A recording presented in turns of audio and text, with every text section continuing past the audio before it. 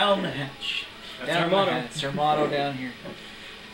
Okay, we've got Dogfish Heads Midas Touch handcrafted ancient ale with barley, honey, and white muscat grapes and saffron. The hell? Yeah, I don't know. Sorry. This is part of Dogfish's series of ancient beer recipes that they've recreated. Look at the sediment in this thing. Oh, geez. Just like snot. Oh, gross. Hope it hasn't turned. Yeah. Well, how long did you just put this in the fridge?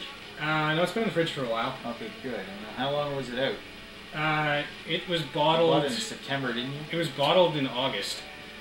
It's not that long. It's not that old. I mean, 6 months. Well, let's give it a shot. 9% ABV, too, so it should have kept a long time. This is a traditional ale, and if I recall the story, I heard about this correctly. I watched a review, I think, from J.J. Davin. Jody. And he, I think he said this was like a specialty recipe where they made this with, is it on?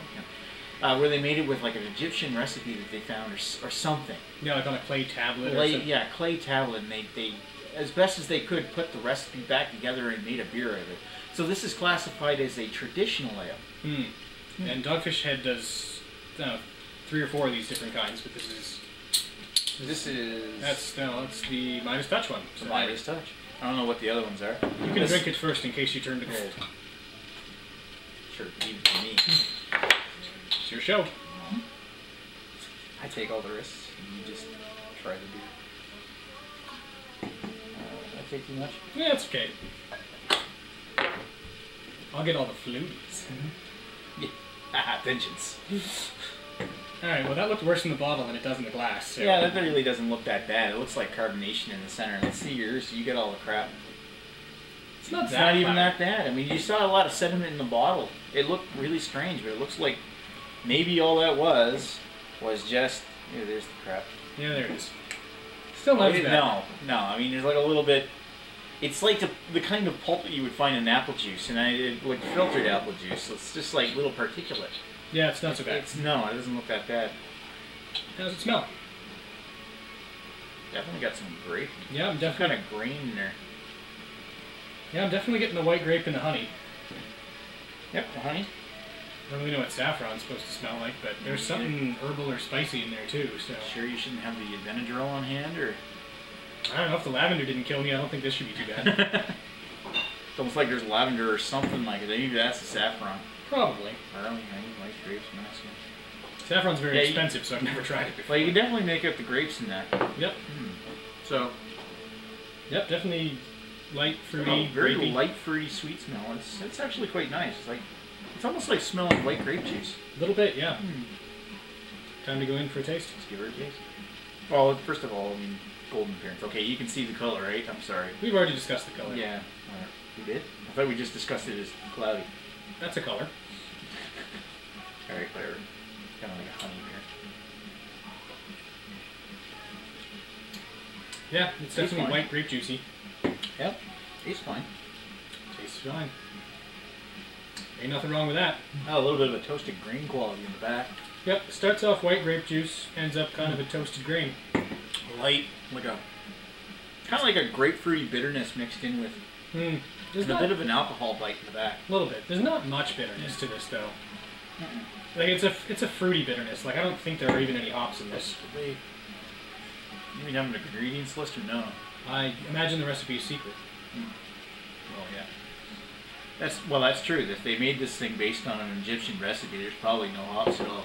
But it's almost got like this fruity bitterness in the back. Maybe they use citrus bitterness. Maybe they use the saffron instead of hops. You know, it's like an herbal sort of thing. Well, yeah, that probably come from the grapefruit juice too. Grape juice, grapefruit, whatever. Just some juice.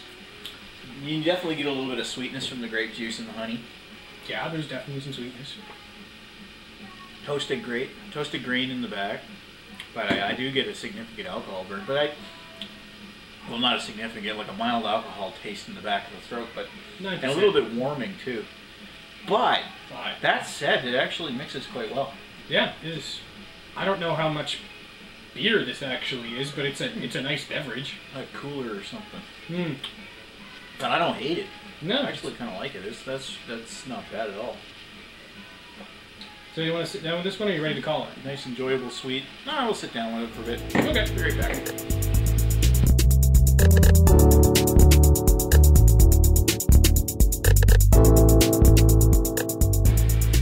Alright, we're back with Dogfish Head's Midas Touch. So, what do we think?